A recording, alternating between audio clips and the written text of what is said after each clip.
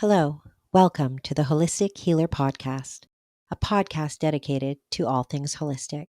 I am your host, Cheryl. Today, I have back on for the second time Professor Spira. For those of you who don't know, he is a mucusless diet expert, author, educator, and professional jazz musician. We sit down today to take a deeper dive into the Mucusless Diet Healing System, Ancestral Healing, masculine and feminine energies, breath, sex, and so much more. Enjoy the show. Hello, everyone. Welcome to the Holistic Healer Podcast. I'm your host, Cheryl. And today I have back on for part two, Professor Spira. I'm super excited. For those of you who don't know, he is a mucusless diet expert. He is an author, an educator, and you're also a professional jazz musician, which I love. And you guys can all refer back to part one where we go over Spira's story in detail and how he lost over 110 pounds, including some other ailments and all that good stuff. But today we're going to just dive right into some things that have come up for me that I really wanted to, that I didn't get a chance to get into the last time. And even if we did, I think it was very, we just touched on things. So today I kind of want to dive into more things like transition and more of the emotional component to things and these types of things that maybe some people don't get a chance sometimes to hear about. So I want to start with the transition piece, because I feel like a lot of people, especially in the raw food community, there's definitely a dogma that's attached to just diving in. Like, why wait? Just go ahead, just do it. And then we're always hearing about, well, I tried it didn't work for me, and so I really wanted you to let's get deeper into why the transition is so incredibly important. I really want people to get this. Yes. And that became my main focus and my main thing that I try to put out into the world is the importance of transition diet, the transition methodology. It's in the Mucusless Diet Healing System book, that's what I practice here. Yeah. The lessons 15, 16, there's three entire lessons just on transition diet. Right. And it's one of those things. It's so rational. It's so logical. Yeah. It's just whether, I'm as an artist, I come at things and think about things from the perspective of an artist. And when you're trying to learn how to play an instrument, whether it's trombone or piano or whatever, you can't play on a concert level the first time you pick the instrument up. Right. You have to gradually work yourself up to these higher levels, to these more advanced levels. And from a physiological standpoint, you can't expect to go from eating McDonald's and Burger King and Taco Bell, and then I'm going to do a week-long water fast, and then I'm be 100% raw and mucus-free for the rest of my life. That's not logical. That doesn't make any sense. That's generally not possible. And so with the transition diet, we're constantly using less bad foods. Okay. So we'll kind of analyze, okay, here's all these different foods that we eat or that we could eat. Yeah. What are the worst things that we want to try to get off of sooner than later? What are the things that we should really get off of immediately? Yeah. And what are the things that might not be 100% optimal, but are way better than other things that we can get off of, but it's getting us in a better direction, transitionally. So to give an example specifically would be something like if somebody was eating a whole lot of, they ate a lot of white rice. Right. You read Mucusless Diet, you start to realize that rice has a lot of gluey properties, and this stuff literally turns into glue and leaves behind a layer of slime in your body when you eat it. So if somebody's really addicted to rice, they love it, it's part of their heritage and their family and this kind of stuff. And so they're going to have to maybe transition off of rice a little bit more slowly. Right. So you would go from white rice to brown rice for a period of time. And then you're going to maybe shift into something like quinoa, the transitionally, and then maybe something like riced cauliflower or riced what's the Yeah. like palm leaf, Yeah, yeah, whatever, yeah. Something like that. but that's the Get mentality. the point. That's Yes. and all along the way, you're not just eating this rice by itself. You're combining it with mucus-free fruits and vegetables. Hmm. Not all at the same time. Right. Food combining is a big part, Sure. but just you're combining it properly. So eventually, you get to a point where you no longer crave the Mm. rice. You don't want it. There's nothing about that rice Yeah. that you want. You're And not going off and binging on rice. yeah, you're Yeah. not just falling off the wagon and going and that kind of thing. And so that's really that's what makes this so safe. Mm. Is I see so many people, like you mentioned, in the raw foods community, and they're sometimes the ones that are the most hardcore and dogmatic. They're just like, Yeah. I'm never going to do this again. And then they're the ones that end up doing a Yeah. hostage video, like, Yeah. I I no went longer carnivore. advocate. Yeah, I'm going carnivore. I'm no longer advocating the raw food diet and this kind of stuff. And it's always because I've never seen a case where it wasn't because they lack transition. They did not Right. transition properly. They didn't give themselves the permission to eat certain because not all cooked food is created equal. Sure. So steamed broccoli or steamed kale or stewed Yeah.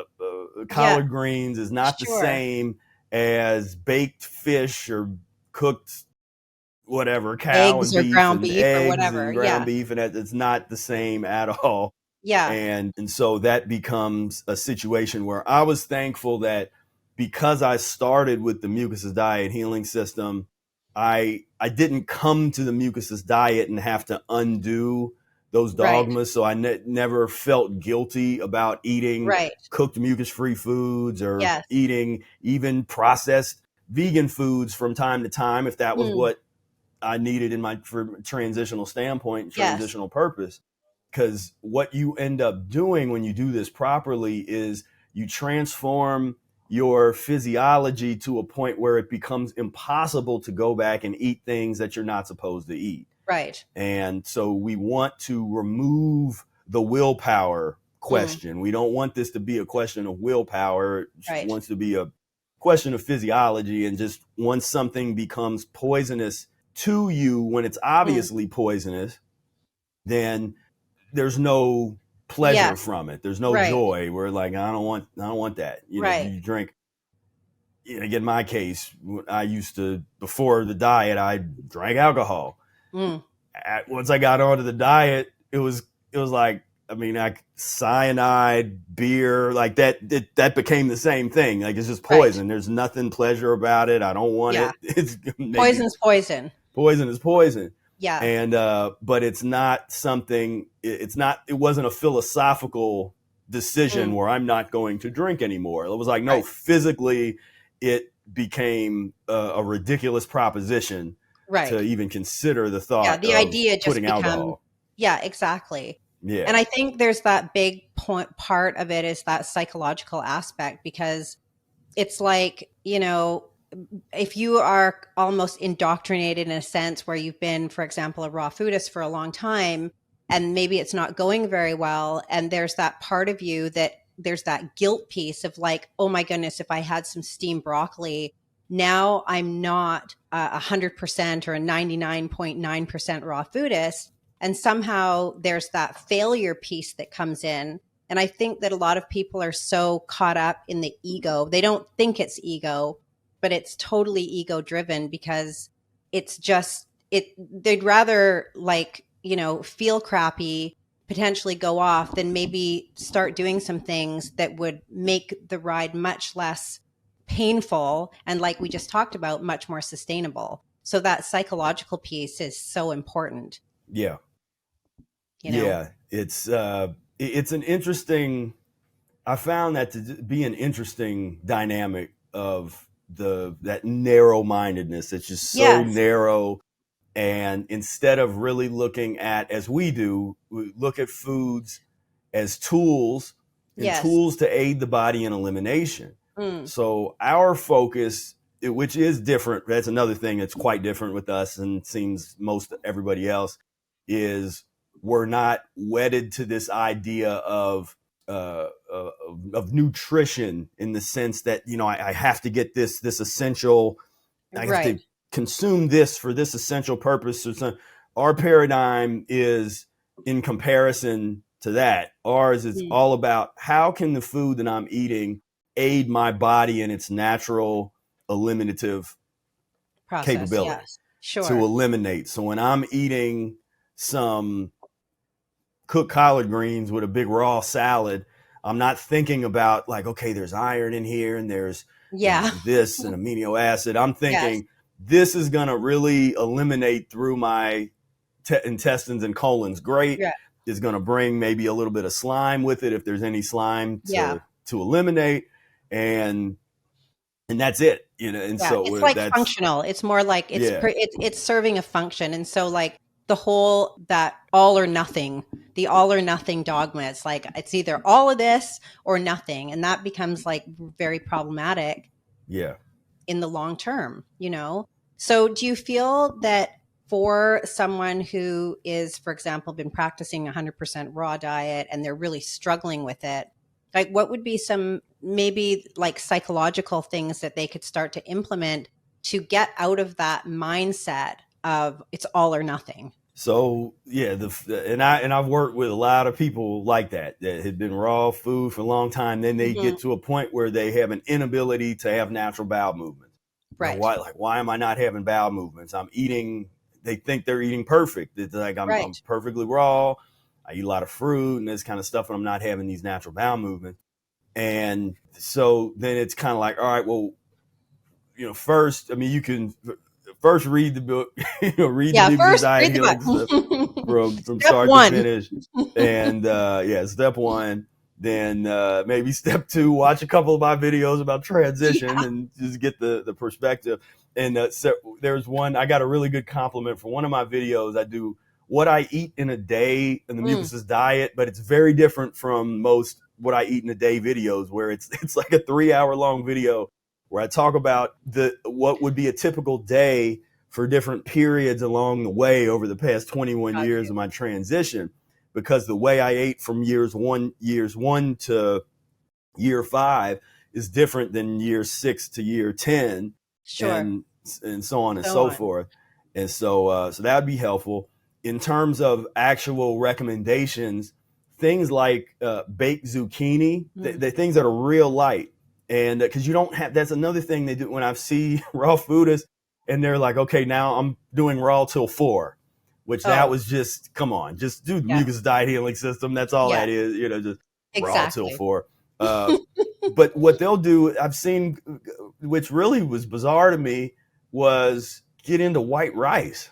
They'll go and eat mucus forming things as opposed to, so if you are in a situation, and I've had even people that had created phobias around cooked food. And Sure. so the way to really kind of unpack that is, even if it's just eat one bite of Mm. something cooked that is 100% mucus free, that is super light, you're not going to feel it. Right. What I've seen them do is they'll be like, okay, I'm going to eat something cooked, and they have this big cooked kind of. It's like, we don't eat that much cooked. What are you doing? Yes. It's It's like not they, giving you the invitation to just fill your plate with a yeah, massive like no, just meal. if you took a half, even a quarter of a zucchini, and you baked it, Mhm. and you just had a couple bites of that with a big raw salad, Mm. you're not going to feel that. Like, I don't care Right. how sensitive you think you are, you're not, that's not going to like make you bloated or make it really Yeah. affect you in some negative way. And from there, you can, that starts the process where now every Right. time you have a salad, you just have a little bit of some steamed summer squash or zucchini or something like that, Mm. or baked, or however you prepare Mhm. it. And then you can just add in a little bit more, but you don't need that much. So, you know, Mm. it's not, you Baby, know, yeah, just baby steps in, small yeah. amounts. Yeah, yeah. And in that, you start to explore and understand what are the appropriate foods in terms Mm. of cooked mucus free foods to use. And if you're craving any kind of mucus forming foods, you also find out what are the appropriate mucus forming foods that I can use for my transition. Right. So, because there's things that are better than others. A lot of raw food Mm. is their immediate thing is, let me go get a bunch of avocados. And Right. we're saying that can be used as a transitional tool, but make sure that you are using it as a transitional tool and you're not getting lost over there, Yeah. because the slime residue, and that's where people get That's like mad a at me. it's like a sensitive subject, right? Yeah, it's a very sensitive subject, because I'd be like, look, I would rather see somebody have some stewed kale or collard greens or some baked zucchini any day than having 2 or 3 avocados Sure. with a big Yeah. raw salad. Like, for me, you're way better off with the cooked mucus free Yeah. than the slimy raw, Mm. just from that Yeah. standpoint. And Yeah. once we talk about this, and then they go, and I'm just like, well, look, don't take my word for it. Yeah, eat some avocados Give and it then a try. examine your bowel movements, Yeah. and let me know if you eat. So do the wipe test. If you eat some baked zucchini with a big Mm. salad, and you, when you eliminate that and you see how much you had to wipe, which is not Yeah. much, then go eat an avocado with a big raw salad, and let's Yeah. see if there's some slime residue that results out of Yeah. that. If let's see if that eliminates clean Mm. out of your body. And most people realize, like, yeah, not only does it not eliminate clean, the smell is worse. Yes. Right. Yeah. So There's tests. There's like self-tests you can do to really get the answers, but you have to have the open mind right, to actually be honest with yourself, right? exactly. Do you feel like a lot of the more influencers out there who are really like, Ra's Law type of thing, do you really believe that's ego driven, in a sense where there's like a following to that person and maybe letting go of that? Like, I mean, I just feel like when I see a lot of this, that's what it feels like to me, that a lot of this is just kind of people like getting in this position of, maybe even if it's not working, they can't let go of the idea because they've kind of backed themselves into a corner, if that makes sense. Yeah. No, it was fascinating. Years ago, I used to watch I almost looked at the natural health fields and all it was kind of Yeah. like a high school cafeteria where you go in, and it was like, here was the cool kids over Yeah. here. And then over there was the bad kids. There was some Yeah. bullies in the community. Then then there was sort of we were kind of like the artists that we didn't really do a whole heck of a lot of Yeah. association. We weren't cool kids. We weren't Yeah. the bullies. We just sort of like, yeah, we're just over here. Just Like leave us blended alone. in. But that this particular, I'm not gonna name any names, like, but this little bully community, they didn't stand the test of time. They're gone, Yeah. and I predicted that. But that kind of disappeared, and people started. And even in there, that's what I'm saying. They start to try to make excuses to transition. Right. And so it's kind of like, oh, you start just inventing things, and like, so raw, like, that's not okay, raw till 4.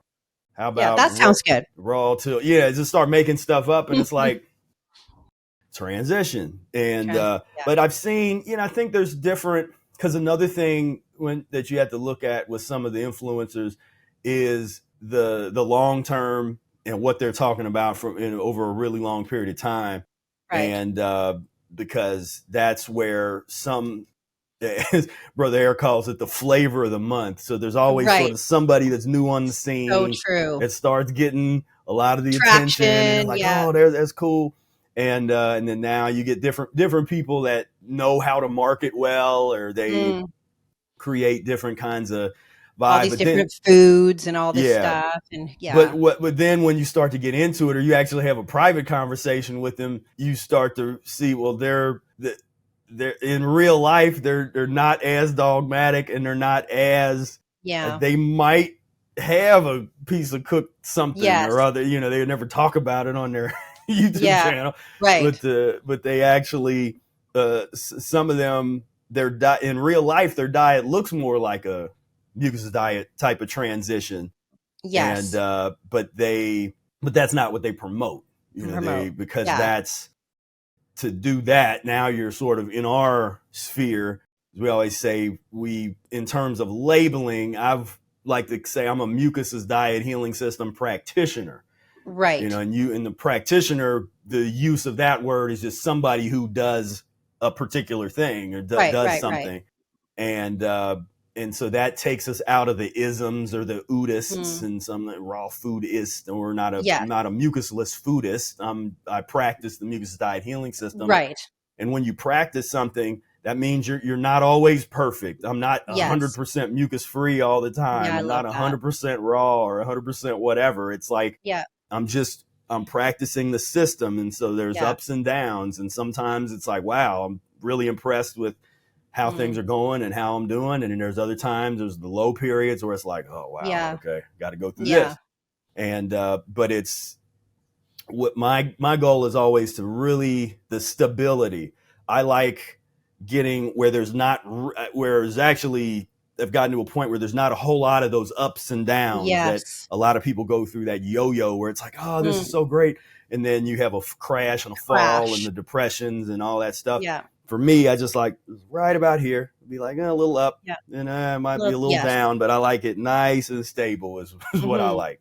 Yeah, no, absolutely. And I think, we live now in a culture where people want things yesterday. So they want everything to happen overnight. And so the idea of a transition, it's like, well, how long is that going to take? Like, give me a number. I need to know the Right. number. And you can't, anything worth doing, you can't go in. I mean, if you're going to go into it with that mindset, you're already going to, it's not going to work for you because you're literally putting a timeline, and everyone, like you said, their transition is going to be different. So I feel like we have to let go of that idea that it's not going to happen tomorrow.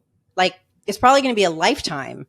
Right. And that's one other thing too I wanted to talk about is this whole idea of like our family line. We kind of got into the ancestral piece a little bit the last time, but to think about cleaning out the blood of our ancestors, like we have thousands of years that we're trying to clean. Because I think I heard on maybe it was Brother Air talking, or maybe it was you, but you had said, like, someone had asked the question, well, why after like 25, 30 years are you still like having to clean? Like, there's still stuff coming out of you. And I think the answer was somewhere along that line. Well, it's not like I'm cleaning up for all of the people that came before me, and we don't think like that. We Right. don't give that much attention. Is that part of the healing system, of really taking that into account, that ancestral part? Yes, I mean, I think so. It's Mm. Arnold Ehret talks about it in the Mucusless Diet Healing System and sort of offers that as a philosophical jumping off Mm. point in terms of the transformation of the human species Right. back toward what we should be, or forward toward a Right. higher, however you want to look at it. I would say we can transition ourselves from Homo sapien to Homo spiritus, Yeah. like a higher, We're going to evolve and grow. yeah, Yeah. evolve into a higher frequency, as opposed to eating ourselves down and degenerating down further into lower animal Mm. forms and things like that.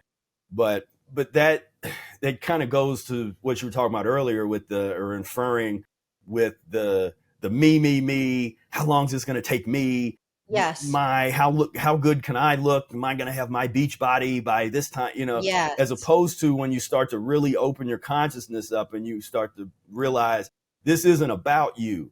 You Yeah. let go of this, like, I want to be perfect. It's like, no, clean yourself up so that you can try to create something better than yourself Yeah. in terms of your progeny. Mm. Have some children and raise them, because what's the best gift that you could give your future child or children Mm. than you eliminate as much of the latent diseases that you have, and that's another thing a lot of people don't talk about, is the latent diseases. And that's kind of what we're Right. getting into, Mm. where you're not only dealing with what you ate in this lifetime, but what your parents ate and your parents' parents, and so on and so forth. The human organism has been transformed, and not in a good way. Yeah. Yeah. And all of this waste that is present in the body at the time of conception, that has to be Mm. addressed. And so that's where, yeah, we got work to do. This isn't Mm-hmm. messing around. It's not playing games. It's not, let me make sure to get my protein and go to the gym. And this, it's Yeah. like, Yeah. no, we're trying to reconstruct our bloodstream and transform the human species, Yeah. and Right. it's so that's So we really that's have to then abandon that idea, that kind of self-absorption piece, that it really is like, okay, I'm on this journey. I want to transform. I want to heal myself. But if you are only looking at it from the standpoint of you, and you're not inclusive of all of the crap that was done before you, then what you're saying is you're not really going to get to the highest potential because you're only looking after maybe what can be done with yourself. Is that what I'm hearing you say? Like yeah, really yeah, need, and really and need it to look at the whole of your line. yeah, that for looking at Mhm. things from the perspective of the transformation of the blood, the Right. reconstruction of the human bloodstream, because what that's that thing that has been here the whole time. Your blood is, it's like gold. That's the most important thing, Yeah. is that blood. And most people don't thinking about it like that. They're thinking about, again, all the trappings of the society, and they want to look good and look, like, oh, look how good I look, and look Yeah. how much weight I can do in the gym, and I can do this yoga pose and stuff. And I'm Yes. not saying, I'm not a saying that that's not fun to take a little selfie or to do, or that you can't do that kind of stuff. But when it comes down to the seriousness of this work that we're doing in terms of transforming our blood and cleaning ourselves up, Mm. and the repercussions of that, to me, that really becomes a guiding light. That's like Mm. a north star in terms of, Yes. okay, is this is the direction to go. Because in my belief is, if we could get two generations, if you get, okay, you clean yourself up to your best of your ability, you have a child, and you raise that child cleaning themselves up even further, Right. get it two, and then that child gets with another child that was Mm. also Right. getting themselves together when they're of Mm. age. 2 or 3 generations down, we could have a Yeah. total transformation of that bloodline, and of just the human species in general, in turn, as it relates to disease, as it Yeah. relates to suffering. That is how you could literally remove and cure Yeah. so many different ailments that would just literally disappear Yes. overnight, by way of having children that are incapable of even experiencing that kind of disease. Yeah, yeah, You know. yeah. I mean, that makes so much sense. So, all speaking of abandoning, then I feel like right now, especially with social media, the whole aesthetics, like how do I look? What does my body look like? Am I this much body fat percentage? I need to eat a gram of protein so that I can have this, that. I mean, it just goes on, right? And I feel like when it comes to this, and if you're really serious, then I mean, there's nothing wrong with wanting to put your best foot forward and look healthy and well. But when we're going to the extremes of, like, for example, I want to get down to this body fat percentage and I'm willing to do whatever it takes to get there, do you feel that we really need to start letting this whole obsession with our exterior aesthetics go? Like, for example, you're going to you're going to practice the Mucusless Diet Healing System. You may drop, for example, as a man, you may drop a lot of weight. And that may be triggering to you. Like, oh, somehow I'm not attractive. I'm not masculine. I'm not this. So, how can we start letting these ideas go, and then moving more towards like what it really means to be truly healthy rather than just looking healthy. Because there's 1,000 people in the gym, they might look healthy, but inside they are like festering, parasite ridden, just Yeah, exactly. Fester. right. Yeah. I mean, well, that's spot on. And we have plenty of examples of these high level professional athletes that are Yeah. passing away on the field in their 30s or 40s, or getting all Yeah. these heart attacks and strokes. And there's a number of different reasons for that, but a big Yeah. piece is, there's a big difference between health and fitness, but that gets Right. confused by a lot of people. Hmm. And that was some, I had to give credit to Eli for that. It was something he said, which I Yeah. really liked. There's a difference between health and fitness. And Yeah. our society seems to be really obsessed with fitness at the Right. expense of health. And so Hmm. they'll get people like, yeah, I'm going to the gym, and I was in there for 3 hours, and I did this and I did that.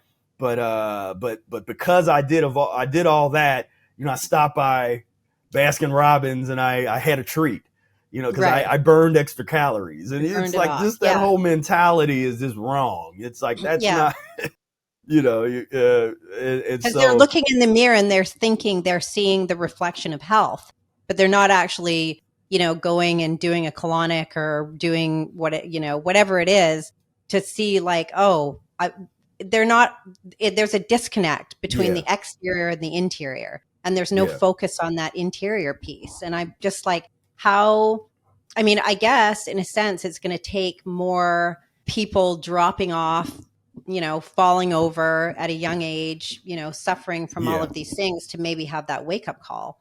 And there's going to have to be a cultural shift, and there will be Yeah. another rise of a counterculture, which we're trying to Yeah. do. And Sure. where people start getting, like, read through some of the philosophy of the so-called back to nature renaissance, which Mm. Arnold Ehret was a kind of a figurehead of, or somebody, that people put Arnold Ehret on their wall, Right. poster of him on their wall type of figure, when it came to the back to nature renaissance. And that was Mm. something started in the late 1800s. And this was like right after the industrialization. You just had a generation of hardcore European industrialization. And the counterculture was a response to that, where they said, Right. with the industrialization, that's where you start to have these long work days, and go into a Mm. factory, go home and eat, go back to the Yeah. factory, go to the office, this kind of thing. And so you had a whole group of younger people in the society that was like, you know what, this isn't how I want to live. Like, this Yeah. is unnatural. This industrialized society is unnatural. Yeah. I'm not going to go work 10 hours a day or 14 hours a day for what, when I Mm. can live off the land. I can go Yeah.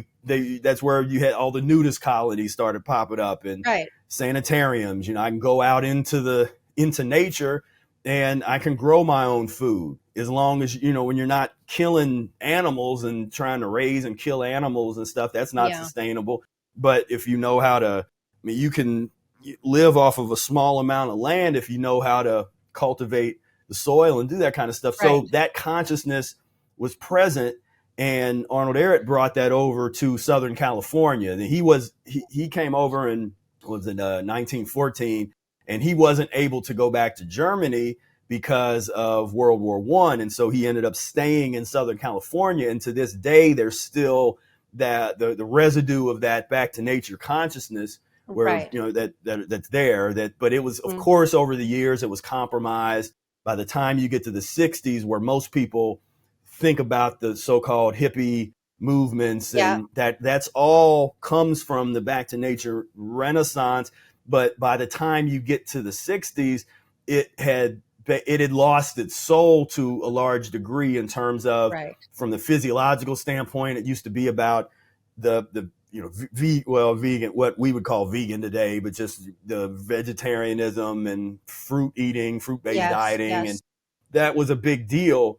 By the time you get to the 60s, they just made it, it was like, it sort of transformed into drugs and free sex and just sort of this, wayward kind of lifestyle, and that's wasn't what it was supposed to be from the beginning, then that was unsustainable, and so that movement sort of that died out, and now we're in a different kind of situation now. But I encourage people to go back and read through, where there's a book by Gordon Kennedy called Children of the Sun, and I got an article on mucusfreelife.com that's sort of a summary kind of article of all that, but it really goes through that mindset, that mentality of that period. Then at one point, and that was sort of the European version of that. Then you got the Rastafari movement in the African diaspora. There's been different back to nature kind of movements. You want that's where you can really transform your mindset in terms of just why are we here? How am I supposed to really live? And don't get me wrong, I'm not one of these anti-technology people. I'm actually one of these people that believe that probably, I think some of the mythologies are true, where we had on this planet, there may have been a period of higher technology than we have now. Maybe that we just that's out there. I don't know for sure, but I think there's something to what some of the philosophers and things used to talk about with these past periods. But I think that we have the capability today to use technology to live very naturally in a way that's uninvasive to the earth, to where that's in harmony with the earth. But the consciousness has to raise, and I believe the diet has to improve for most people before we would get to that. To really that sustainable eco type of lifestyle is going to definitely have to come out of that perspective. But for me, I'm a big advocate of studying history, studying these concepts, whether it be history of the nutrition theories that people just accept as if they're gospel, from history to, back to nature movements, histories of the different government systems and structures, and just to have a perspective.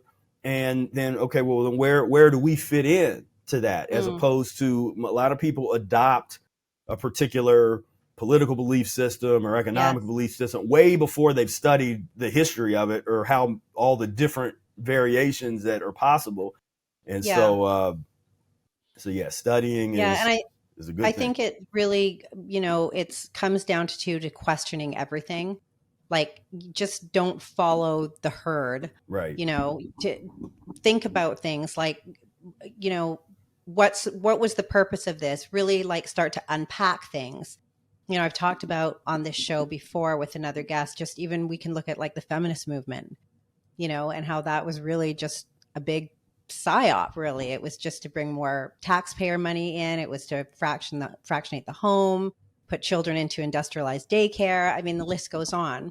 But we don't, unless you take the time to really think about these things, it's just, you just kind of follow, it's status quo, and you don't really think about it. So, and as far as the diet goes, when it comes to this piece, like, I wanted to talk to you too about this whole, the masculine and feminine, and what's happening now to the masculine and feminine when it comes to the masculine being like the protector, the provider, the leader, the woman now somehow being like, wanting to go head to head with the masculine when it comes to bringing in the money and what that's doing. And I'm not sure, I know, but without cleaning yourself out, I don't know that it's possible to really be in touch with that, because we're just constantly numbing ourselves out through food, through whatever, porn, scrolling, whatever. So what are your thoughts on what's happening right now to the masculine and feminine? Because that's a really big piece moving forward in the evolution. And how, like, I'm just curious as to your thoughts on that, because I have some strong opinions on it myself. No, there's a lot of things that I predicted, because I'm known for that, where I can, I predict things coming. That was one that I didn't see coming, was this these things that are this total like, what the hell is going on right now? It's some of this stuff is just really, you just look at it and you're just like, huh? Really? This is like, is this really happening right yeah, now? like this seems like a skit on Saturday Night Live or something. This doesn't seem Yeah, like real life. But totally. there's definitely, so it's like you have, in terms of the flipping of the roles and the Yes. attack on masculinity, you have it on all these different angles, because one, you Yes. have the diet part. So, Yeah. and I was talking about this with Brother Aaron. There's a lot of men that you notice, if they were, and I told him, it was like, people he grew up with in the 70s and 80s that might have been super alpha, then they start to get more feminine Yeah. as they get older and older. Well, why is that? Well, what are they eating? Yeah. Are they eating foods Exactly. that Are that feminizing them? yeah. And Yeah. so there's that. Then within society, the cultural things, it's just overall things have just progressively gotten just softer, just Yeah. overall, just in terms of Yeah. just, and so, which means that when somebody come to try to counteract that, it's like there's always these like overcorrections and things. And I saw it was Totally. almost like we're just going through this overcorrection where, yeah, there's periods I'm not into any kind of oppression and that kind of Mm. stuff. I'm a big, Sure. like, rise up and it needs to be right. But then when there's this overcorrection where it's like, wait a minute, like Yeah. what's going on here? And you got men, because of this, that they get into this. They think masculinity is WWE. Yeah. This sort of like this Yeah. kind of thing, and the Andrew Tate and this and that. It kind of Yes. like, Yes. and it's like, we're really missing out on the what it means to be human. And Yeah.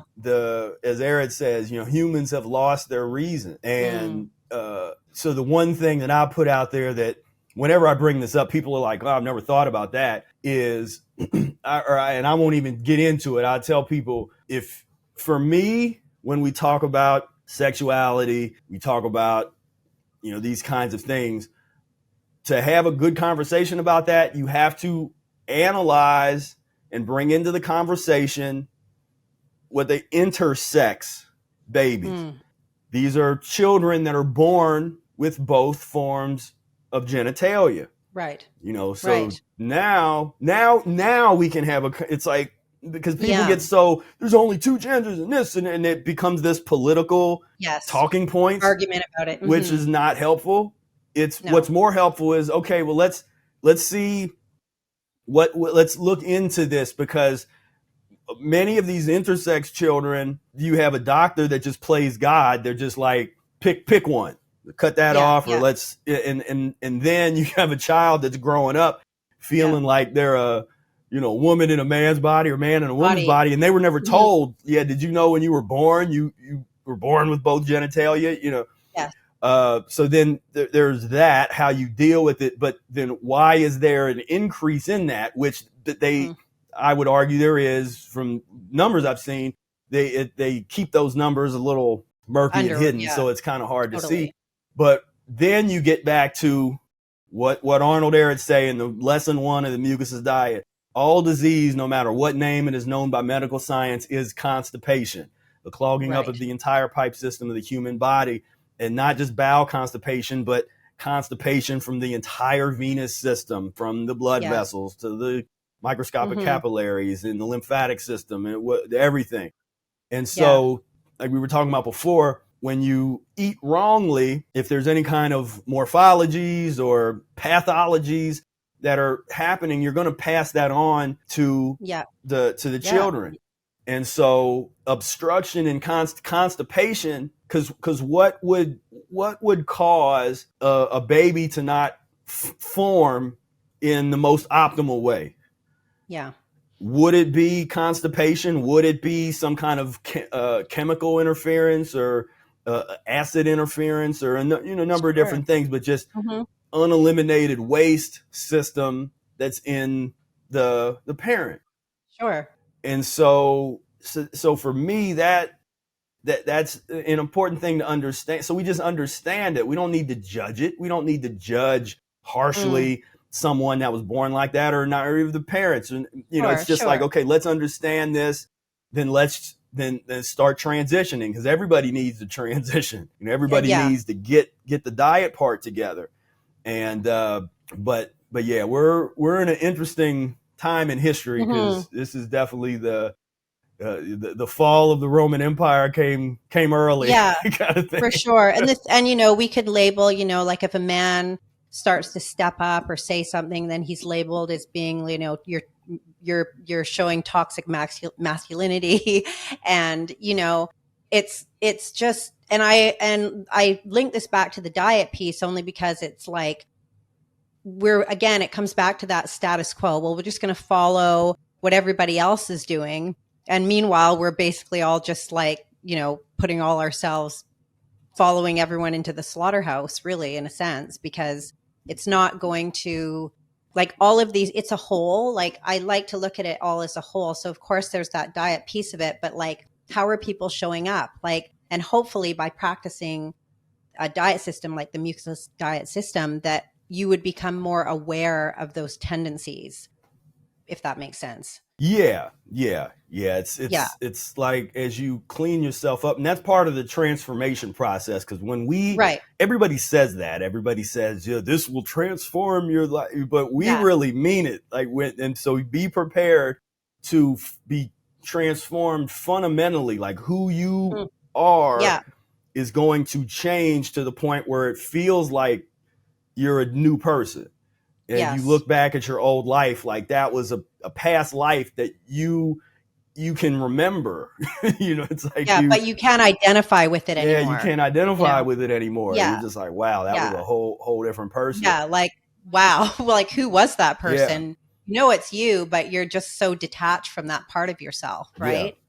And that would also lead in, that would be a really good segue to talk about the family and friends piece, because I know this is another massive piece for so many people, because, the need to so desperately want to fit in, to be part of the social things that are going on. And so abandoning yourself in the process of, even you could be practicing the diet, feeling amazing, but then your mom and dad have a function or something. And, it's, and this is the piece too, that I feel like it's so important to really go back and to really unpack some of these traumas that we've had to be fully understood. I mean, I think it's such a great, it goes so well with practicing a diet like the Mucusless diet, because we're all going to be faced with those moments where we're in a social situation. And I feel like it's the hindrance of people moving forward. Would you agree? Like, that social aspect is just so strong in people. And I think it comes back to, like, just wanting mommy and daddy's love. Like, you never got the love from your mommy and daddy. You haven't looked at it. You haven't unpacked it. You haven't explored that. And so it's so triggering that you would rather basically follow these people, do what they're doing, rather than really taking the time to do the work. So I'm wondering, like, what are your thoughts on that piece of the work, doing the work in that way? Yeah. There's a really old video. It's like 10 years old. I made. What's the number one thing that causes people to fail on the Mucusless diet? And I said it was social dynamics back then. Yeah. I don't know if I'd say that it's still that today, but it's up there. It's in the top. It's there. The Yeah, top for two. sure. Yeah. And so, and that's kind of where I would really try to almost share my attitude with people, and like look at attitudes and sort of envelop some of that. Because when it came to the social thing, because my attitude, especially like when I started practicing the diet, I was way more militant than I am now, just in terms of like, I was basically like, if Malcolm X and Huey P. Newton started doing the Mucusless diet, that was me. And if you watch any really old stuff, it was, but I brought that type of revolutionary militancy to the practice, and also, and I also brought that to my attitudes about social. Now, I wouldn't never mean to people or like talk down to people or anything like that, but my boundaries were so hardcore.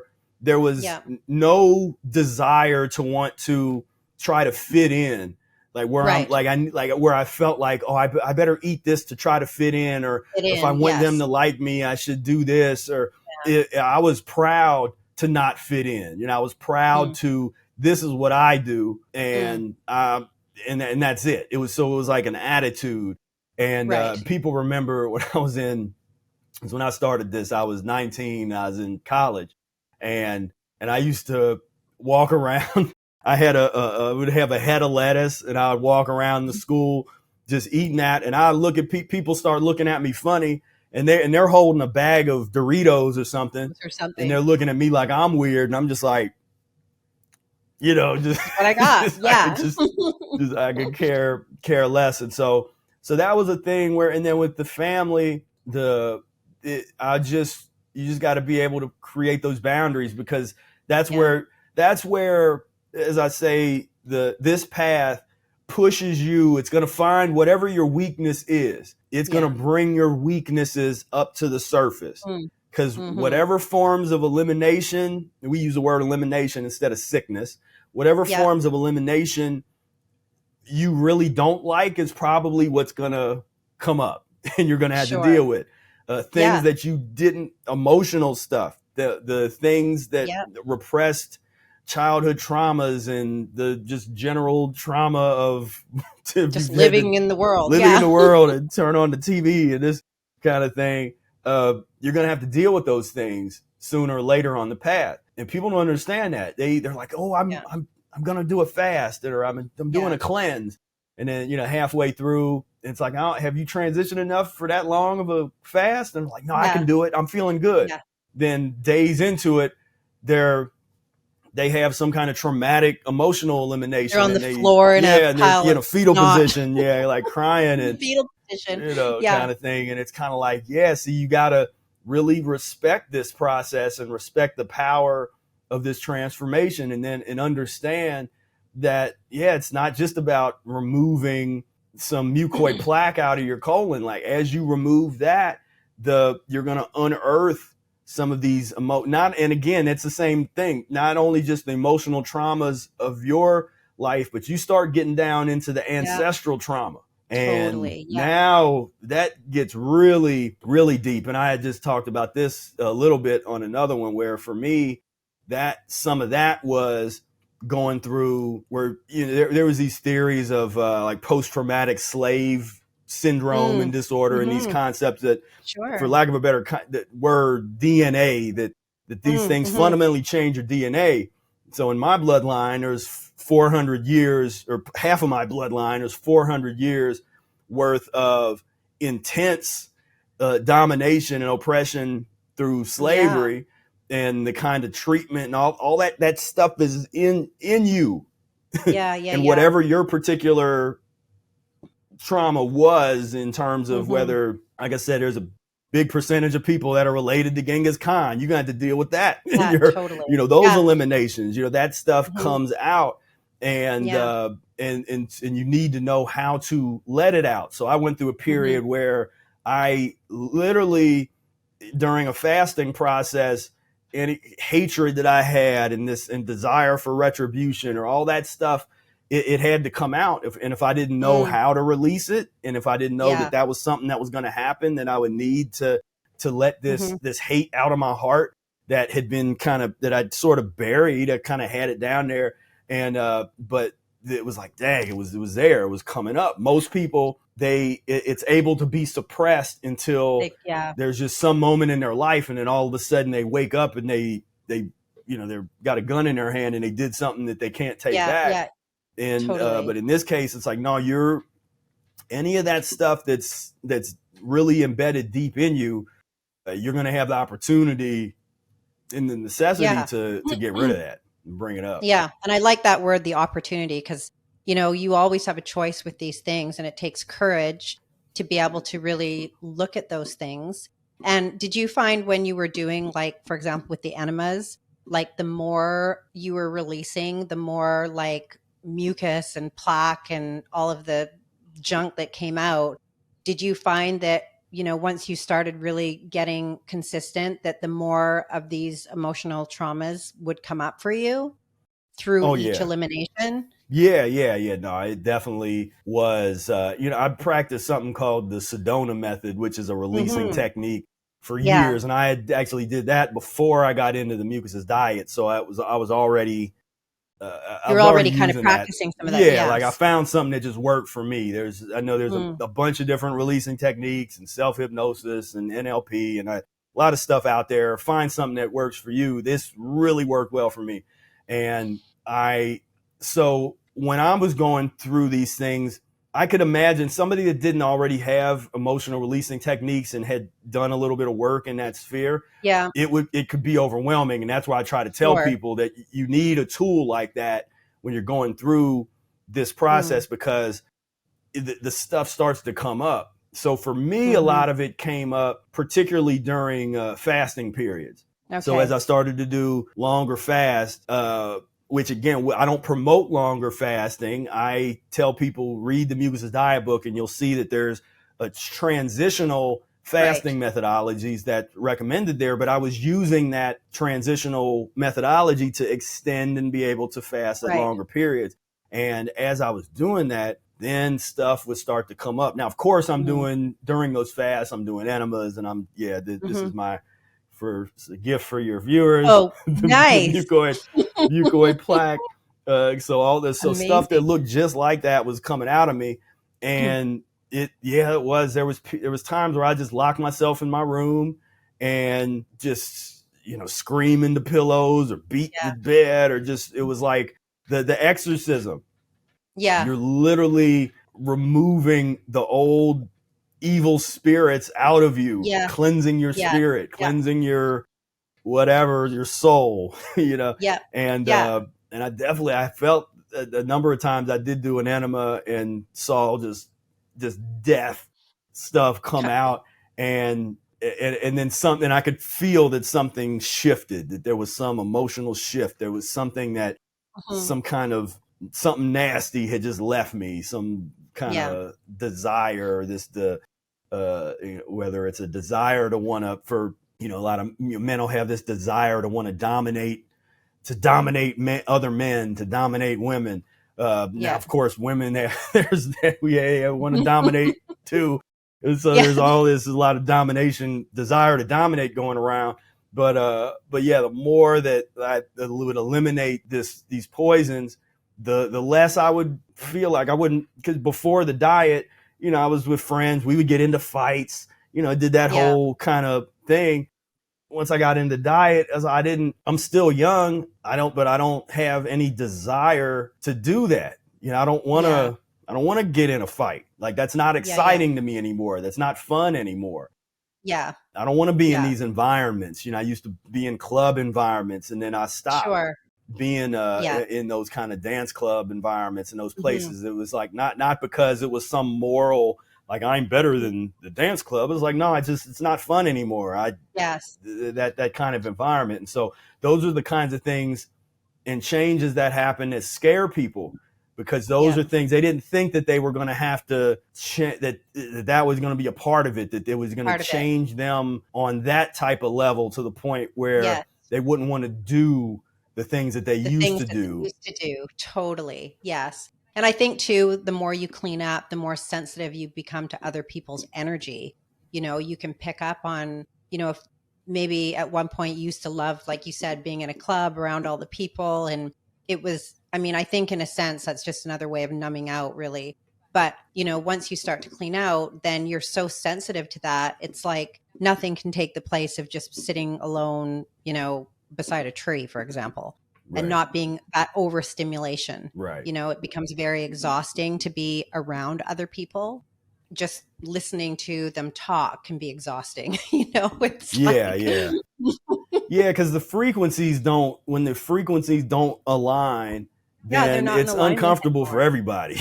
And so Yes. people are just kind of like, man, what is this? Doesn't What's up with him? Yeah, Yeah. yeah, this doesn't feel good anymore, because people want to, they everybody wants to basically be in alignment when it comes to, and that's the one place where people expect aligning, is the food. Is that we're all we're all into something, and whether even if you're vegan or whatever, it's like, there's some junk food that you can celebrate, or there's some kind of thing where it's like that once you're not on that frequency anymore, then it's not it's not that comfortable. alignment piece. Yeah.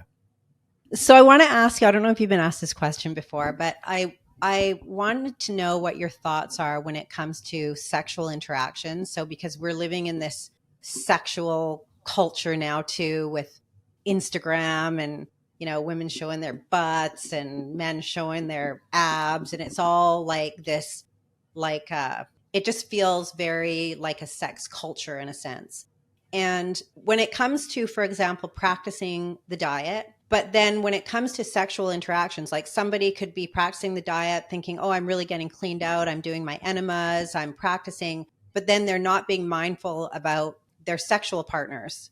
And first of all, what are your thoughts on that? But second to that is like mucus, pus, parasites transferred through sexual interaction?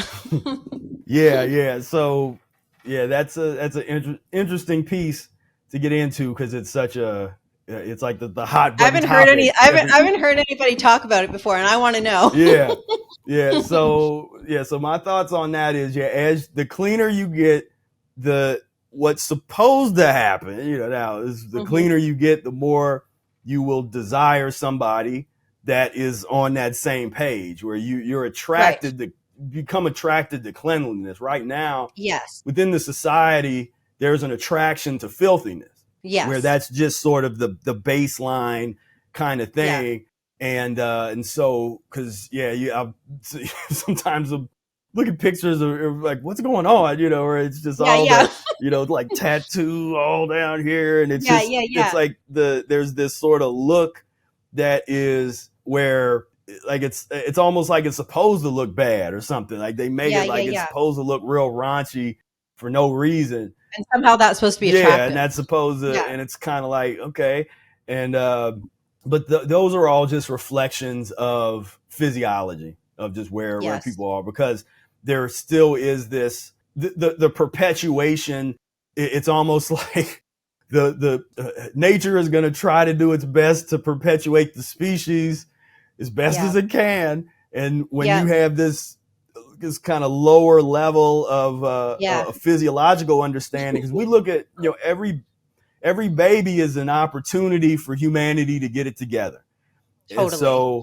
And so even if that baby is going to come from some questionable sort of dynamics and circumstances and these things that have been created, the Mother Nature doesn't care. It's just like, all right, as long as babies are happening, this thing might figure itself out rolling eventually. But that's how I look at it. It's all physiological. It's physiologically based in terms of what you're attracted to, what you're trying to do. Then once the consciousness is a little higher, then you're like, okay, it becomes an important decision in terms of your bloodline and wanting to find a partner that can help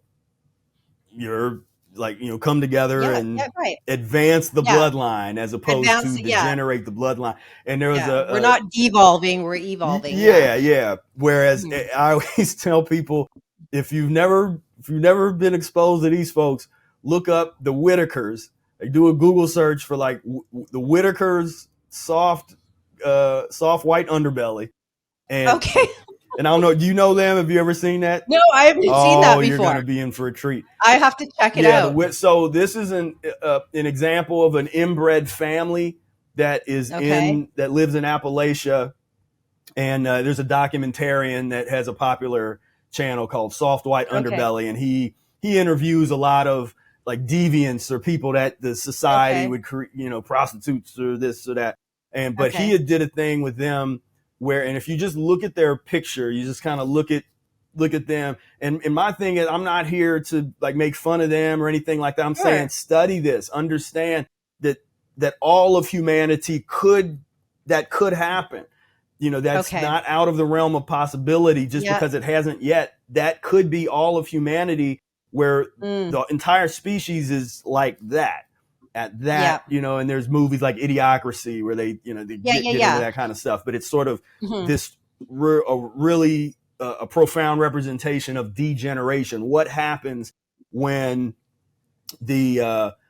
when pus and mucus urges aren't dealt with? Because see, a lot of people, again, they want to go and they want to try to control the sexual urge, and they're like, oh, you just willpower and this kind of stuff. I'm like, no, are you eating pus? Are you eating mucus? Like, let's clean yourself up first. Then we can take a look at the urges, and we can look at if there's any, things that need to be released, or psychological things, or that kind of stuff. But ultimately you're going to be more discerning. You're going to have a lot more discernment the cleaner you get, because we can look at our, as human beings, we have a sense of smell. We can smell like there's a stench that comes from people who are not living according to nature, for example. Right. So are we going to be attracted to that person to, procreate with? If they smell, probably not. Right. But it's like, if we smell, then maybe the guy next door doesn't smell so bad. Yeah. So, and, but then you have people that have, because not all smells are created equal. And so, like you said, there's that death smell. One thing was like a little, just a little like BO or something. That's different from, someone that has that deep death stench. That's in there. And, but you have an entire, just an entire system created around, creating things to try to mask the bad smell, and turn people into smelling like flowers and essential oils and this kind of stuff. And when you look at that, you'd be like, well, then what are we actually supposed to smell like? Then are we supposed to smell like flowers, or are we not supposed to smell like death? Perhaps, and but yeah. Yeah, no, I just thank you for that. I thought, I just wanted to know, because I know when the procedure was being done a couple of years back, there was a lot of, the people that decided not to have that. When it came to their marriage, for example, the one partner didn't want to actually have sexual intercourse anymore because they were afraid that the contents of that would be basically injected into them through other means. The transfer.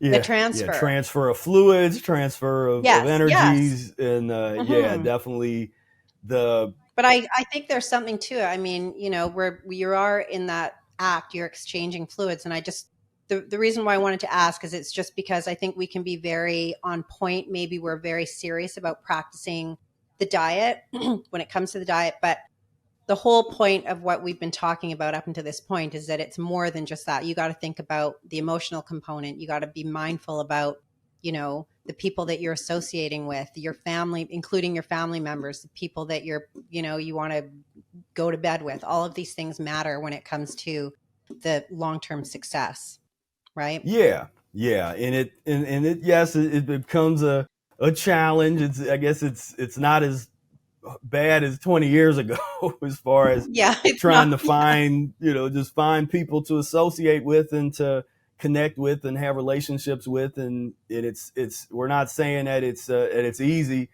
in this time period, in this, society and the situations, but you got to make that a priority to do what you need to do to connect with, put yourself around the right people to connect with. And that goes back, like earlier we were talking about, where I was pretty hardcore about, I associate with people that practice the Mucusless Diet Healing System, like, or vegans or raw foodists, or like that's sort of my circle. Yep. And but some people feel like they still need to hold on to some of their old acquaintances, their old friends, or certain that fear piece. They don't want to let go of some of these associations, and that kind of stuff. And so, but for me, I'm just like, Yeah.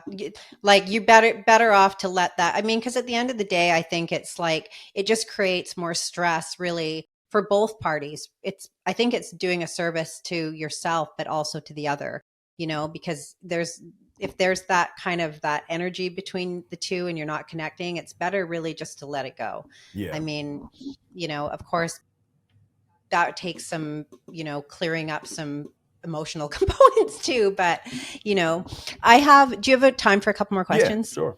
Okay, cool. So one thing we didn't get into the last time that I was wanting you to explain was Eric talks about the human body being an air gas engine. Mm-hmm.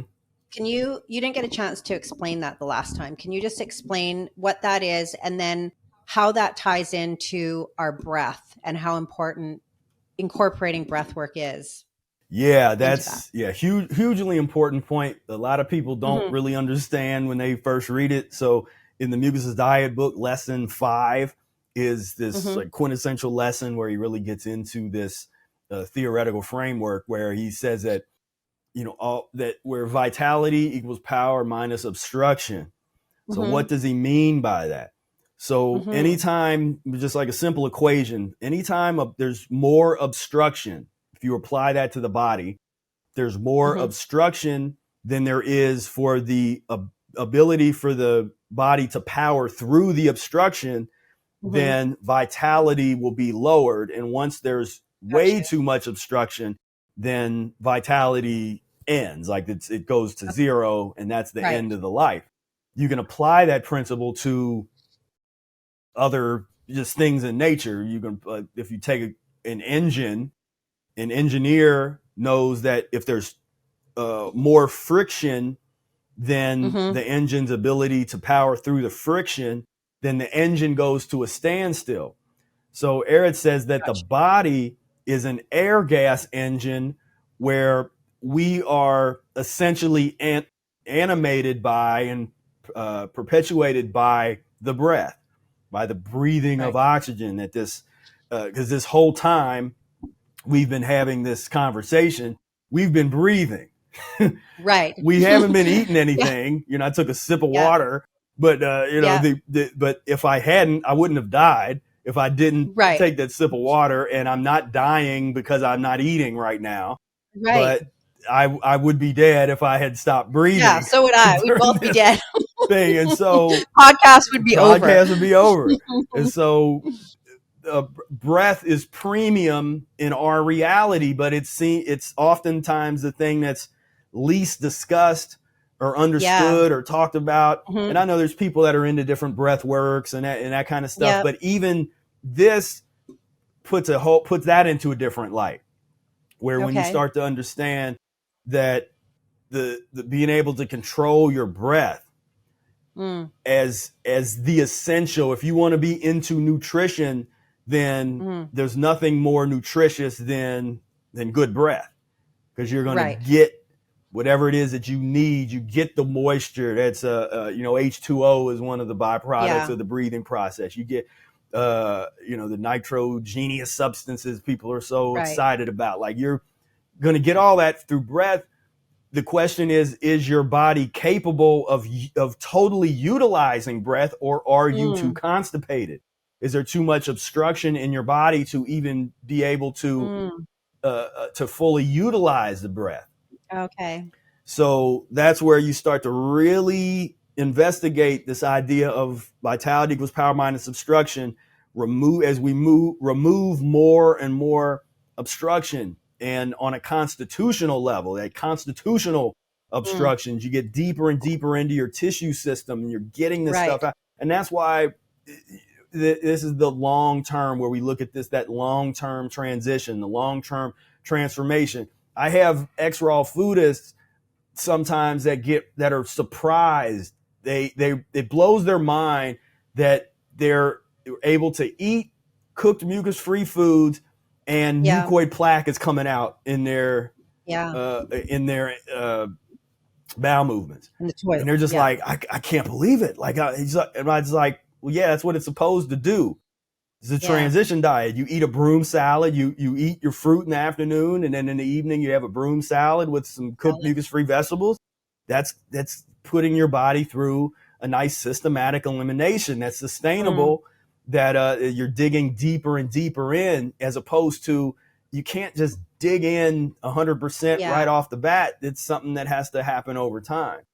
And so that becomes then, and one of the things that makes the Mucusless diet so dynamic, because we can, within the same system, you can use processed vegan foods, or there's even some dairy. There's like a dairy option that can be, if you need it, it can be used on your transition, or even if it's hard for you to get off of meat. There's, so we can go from a pretty vegetarian start all the way to long-term dry fasting, as some people call it. And again, I don't promote dry fasting, but I'm saying that's within this incredibly dynamic system, because we have people in our community that do long-term dry fast. I think that, my friend Brother Air, he's, I don't know how many, it's like 20 something days into doing a dry fast or something. Now, he's practiced the diet for over 40 years. And has been very systematic. So he's went through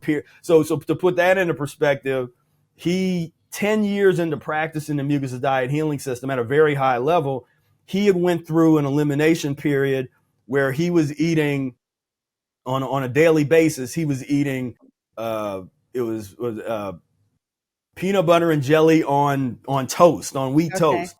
Where he went through that. And that surprises people, because today, over the past 20 years, he's maybe only eaten solid food 9 months or something out of the past 20 years. I mean, he literally is very... He's more like on the liquidarian. That liquidarian kind of thing, and intermittent, liquidarian, with being, like, he's the only person I know that does that long type of dry fasting. And he's, still out, playing music. I mean, he's got more strength than most anybody I know. If you really follow him around and see how he's operating, and he'll take all this equipment. He's a street musician. He plays music on the street, and he hasn't had a vehicle for, it's almost been like 2 years. And so he lives maybe 3 miles away, like just pretty near downtown. But it's still a nice like walk, and he has to go up some hills and stuff. He'll take a big all of his gear in a wagon that weighs a couple 100 pounds, and he will drag that thing several miles, play for 6-7 hours without stopping, pack up and walk back home. With no stimulation, no food, no drinking, nothing. So amazing. We've definitely, that's the potential. So you just see where this thing can be taken. I don't encourage people to, I always tell people, you got to kind of create your own vision of where you want to take it. Like, where do you want to take this practice? What is it that you want to accomplish in your life? What are your goals? And you use Mucusless Diet Healing System as a tool to get yourself in alignment with nature, clean yourself up, avoid unnecessary suffering and diseases, and it becomes part of your lifestyle. But the vitality, I mean, that's basically an example of vitality equals power minus obstruction. Once you really remove the obstruction, and you get that so the breath work, then the importance on the breath, that breath work comes, are you saying that's going to organically come through cleaning out, through removing constipation? The breath will be more, it's just going to organically, you're not going to have to like incorporate a breath work practice per se, like a lot of people are doing. And if you do, that's fine. Like, if you're into different traditions, or you find something that you really like, or something that's fine. But you don't necessarily have to. But what Brother Air does, so he just does very simple. The book he had read years ago, and which gave him a few things to think about in terms of breath, was The Science of Breath by Raman Yaka. That book. And then before I got into the Mucusless diet, I had studied the Kriya Yoga and was into the Paramahansa Yogananda. But but basically, we don't do any real formalized, like, okay, let me do this, my breath We're going to work. have a practice every day at 9:00. Yeah, It's going to be yeah. It's breath work like, time. so Yeah. what he Okay. does is he just goes outside, is he spends as much time outside in fresh air as he can. And he will, he'll sit there for an hour and just observe the breath. So he's not necessarily doing Oh, different kind of holds or things, but he'll sure. just observe, just kind of meditate and observe the breath, and Mm. really get into the breath, and he'll maybe and slow it down. So his thing is to try to Yeah. slow the breath down. He likes to compare to say Okay. like a dog, where if you look at a dog, it's got those Uh, short little quick breaths. How yeah. long does a dog live? Yeah. The So dog, that true. the dog's life is much shorter. They say dog years. And Yeah. the idea is that we slow everything down, because most humans are stimulated. That's what all this food, all the meat and the dairy Yeah. and the processed food, that it creates this stimulated. So what we're talking about Stimulation. when we Yeah. look at and critique the society and these cultural things, that's all product of stimulation. So even what we were just saying about sex, most people are having sex based on stimulation, not love Right. vibrations, but Yeah. Yeah. Yeah. stimulation, and just Hmm. being, it's like you have to get this Yeah. out, because you're Yeah. stimulated. But when you Yes. slow everything down, you get it down to make where if you breathe one breath every minute, or you get to that, then you can do one breath every 2 minutes or whatever. If you do Right. practice, or you get to a point where you're controlling that, then Hmm. as a musician, I'm a wind player. So a lot of my Right. breath work is when Hmm. I'm practicing my When you're practicing your music. music. Yeah, it's Yeah. part of it. And that's a video I want to make soon, is the meditative. I have some, for me, it's like a meditation. There's certain things I do at the piano when I sit down at a piano, Mm. and I can take myself into trance almost immediately. And and it Wow. was something that I did organically when I was really young, and I didn't know what it was, because later I just thought that this was what you do as you're a musician. You put yourself into a trance and you play music. Right. And Play the a lot music. of musicians do that. I didn't really appreciate it until later, when people were talking about the out of body traveling got real popular for a while, and everybody's talking about this and this. And I go and check some of that stuff out, and I'm like, I already do this. Wait a second. I've been doing I've this been for a long doing, time. I'm like, this is what everybody's trying. I'm like, well, I already do this. And so, uh, but So that's your breathwork practice yeah. I mean, daily. I Is play to do wind that. instrument. You can't. My trombone's over there. It's kind of off camera on our little thing here. But yeah, yeah. So funny because my dad, like I told you before, he was a jazz musician and he played the saxophone and the clarinet and the flute. And I would always remember him, like when he was playing, taking these big breaths, and then now I understand why he had to take Oh, those big there breaths it to be. is. Oh yeah, there you go. There.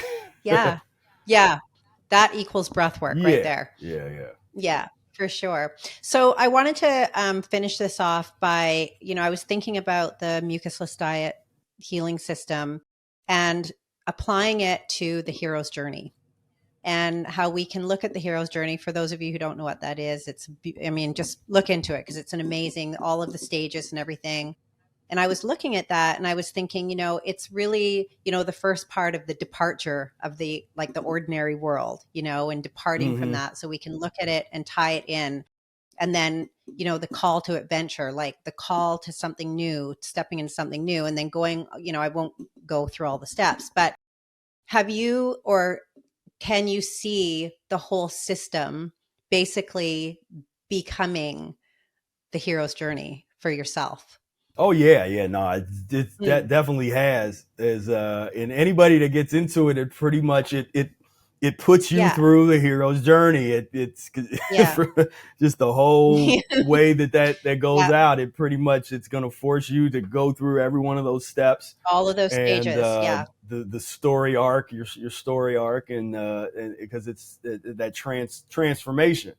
And it Hmm. was funny you say that, because I had did I was curious to see what they would do, and so I actually had Chat GPT. I was like, all right, do me create a story of a screenplay outline for a story about Professor Arnold Ehret Oh, using the hero's journey oh wow. methodology, and it did a good job. Like it was interesting, yeah, to see what it did.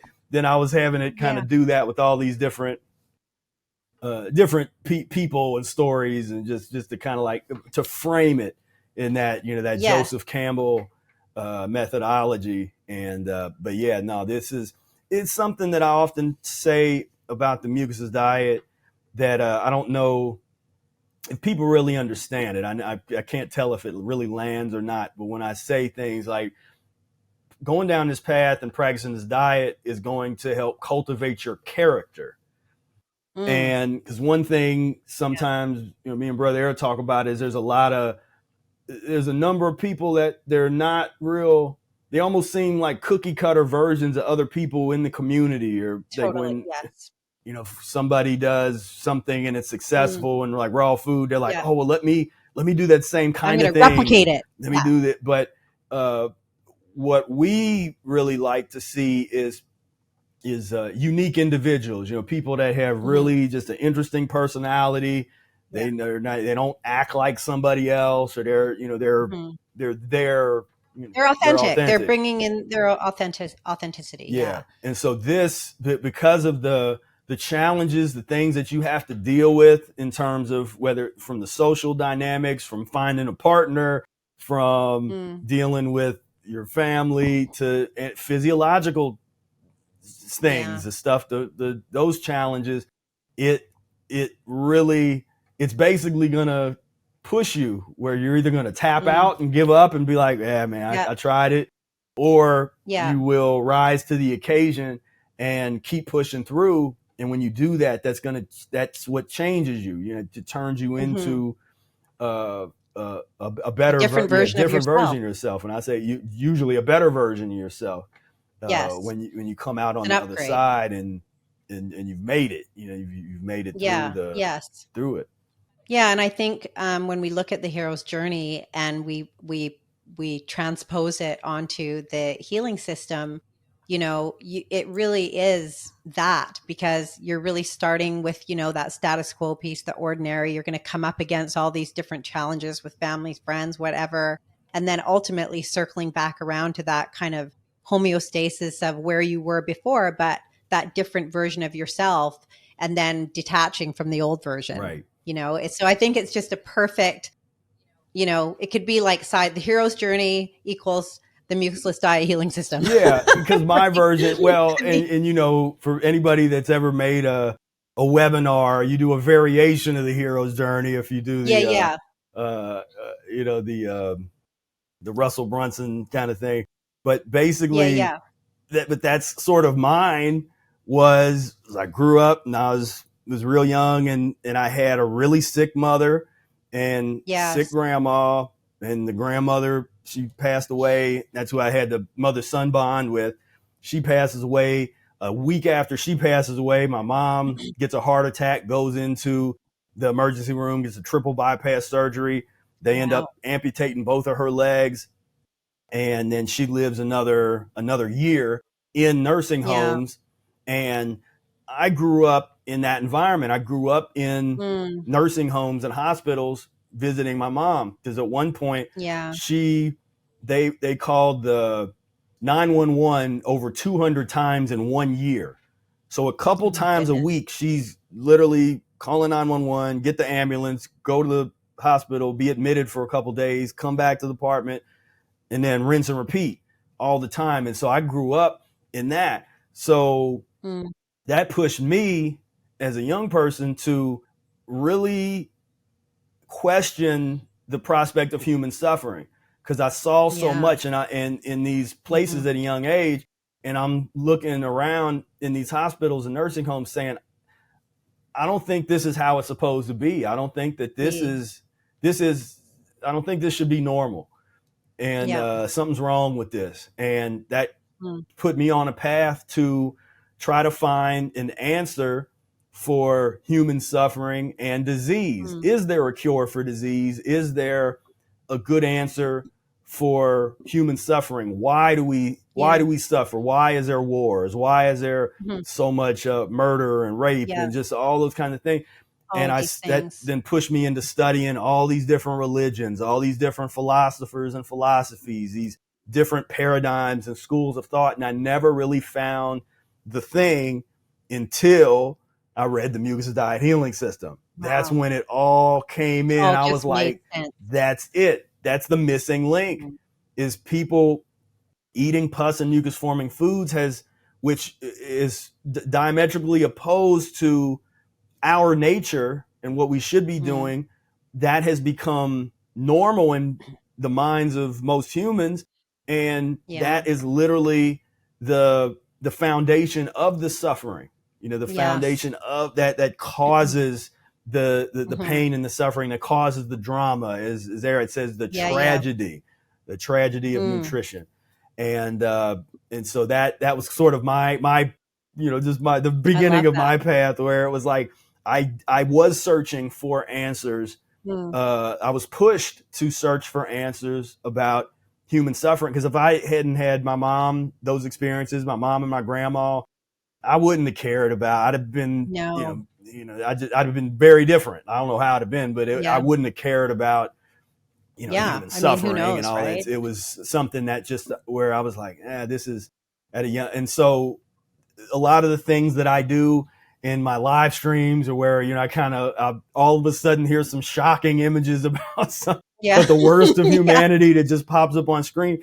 Those are things I've been doing since I was a young kid, because I purposely would purposely confront the worst of humanity and try to objectively process it.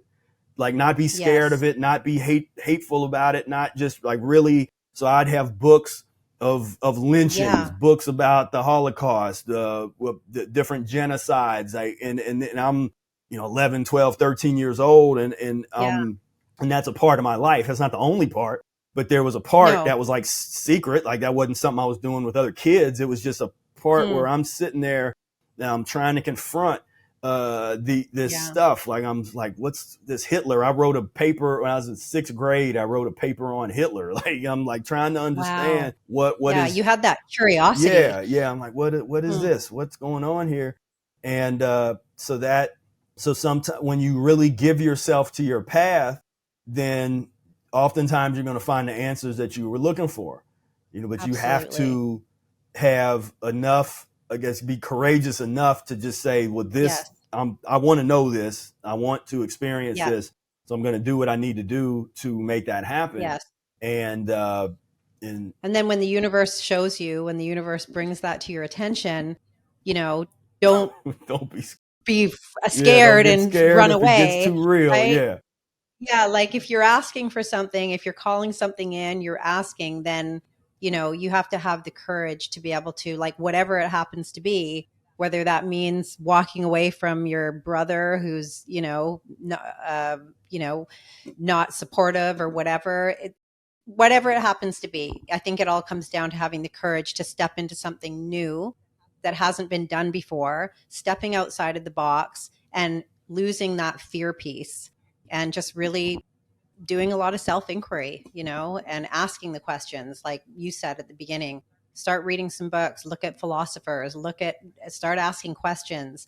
And I just always know that the answer will come. You just don't know exactly where or how or who, but it always does. So just having that open mind. And any closing thoughts about how can people sign up? Are you doing coaching? Are you doing like one-on-one coaching right now for the Mucusless Diet Healing System, or is it more of a group? So periodically I have a group coaching program that we have right now. I do have a free training that leads to it gets in my e-course, which does have some coaching attached to it. And so I would definitely encourage people, go to mucusfreelife.com, and you can sign up for the free training. You can kind of see what we're about there. And I hadn't shared that today, because I don't think the last. This is my before and after. Where it was that is just year crazy. apart total. Is that at 110 pounds difference? Yeah, Yeah, yep, that was 110 pounds.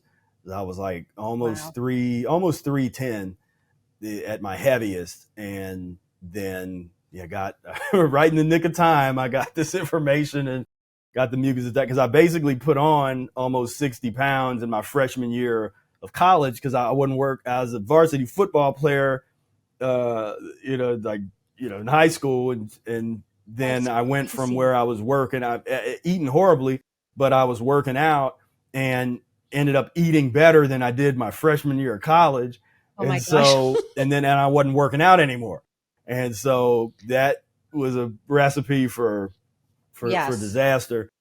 And Disaster. because it'd be I can't imagine. I don't really honestly don't think I'd still be alive if I didn't get onto the mucusless diet. I think I would have Yeah. been a statistic, one of the You'd have people been a that gets a statistic. heart attack in their 30s or something like that. I just Mm-hmm. because I was already You having would. so many problems, health wise, and things that were just not going well. And Yeah. Yeah. but 6 months after really applying the principles of the mucusless diet, but lost all that weight, got off of the CPAP unit for the sleep apnea, got off of all this pharmaceutical medications they had me on since I was like 7 years old. They had me on all these different allergy medications and sinus stuff. And I used to get Wow. daily nosebleeds as a side effect of some of the Nasonex and the Claritin and all these Oh yeah. Allegra and all this nonsense. And so it just, that liberation is, that's what we call this, is the path of Mm. physiological liberation and physiological enlightenment, for the enlightenment people, Yes. where this is an important part, because there's a lot of people in the spiritual community that they want to just make it all about consciousness. Like, don't worry, it's what Yeah. you eat doesn't matter. This meat puppet just it's goes, but your Yes. It's soul is here today, forever. gone tomorrow. Yeah. Yeah, where I'm like, no, you need to, we need to, it's physiological Well, it's liberation. easy to say that too when you're maybe feeling okay, but wait till you get to be, when you're in your 70s and you've got, you're hooked up to a urine bag or whatever, and then, wishing that you would have actually done the necessary steps to actually look after the health piece of Right. it, right? So I think there's a lot of that bypassing that's going on now too, when it comes to just being real, Mm-hmm. being real. Do you have certain groups, like, for example, Zoom meetings with people, so that there'll be a community? Like, do you offer that community setting where people can kind of get on with you or with Brother Air, for example, and get their questions answered, these types of Yeah, things? so we have a meetup, or as they're calling it now, a greet up, Oh, a greet up. Okay, love it. on Wednesday. So those are Wednesdays at 8 o'clock p.m. Eastern time, but they Okay. go for like 12 hours. So even if you live Wow. in Europe or some place where that's a weird time, 8 o'clock, Yeah, you can yeah. still join in and just see who's in there, because Okay. there Okay. still be people in there. Someone's going to be Yeah, there. like somebody is going to be there, because they Okay, tend to cool. go a pretty long time. But yeah, if you sign up for you go to mucusfreelife.com and you sign up, you'll get Okay. information for a lot of that stuff. Okay. So yeah, we do that Wednesdays. We've been trying to create situations like when you sign up for the e-course, you would get into our private social platform called Mucus Free Social. Okay. And so we've been working on that, building that up, something the Facebook alternative, getting off of there, Okay. Yeah, and yeah. so just to have our own private community there. And if you do get into the e-course, there is a monthly coaching calls with me on Okay. that. Awesome. And so we're creating those opportunities, creating Love those it. avenues to really take the community to the next level. To the next Yeah, level. Amazing. Well, this is an amazing talk we've had, and thank you so much for coming on. And yeah, it's been great. I think we got into some good topics today. definitely. Yeah, thank you so much for having me. Okay, Spirit, thank you.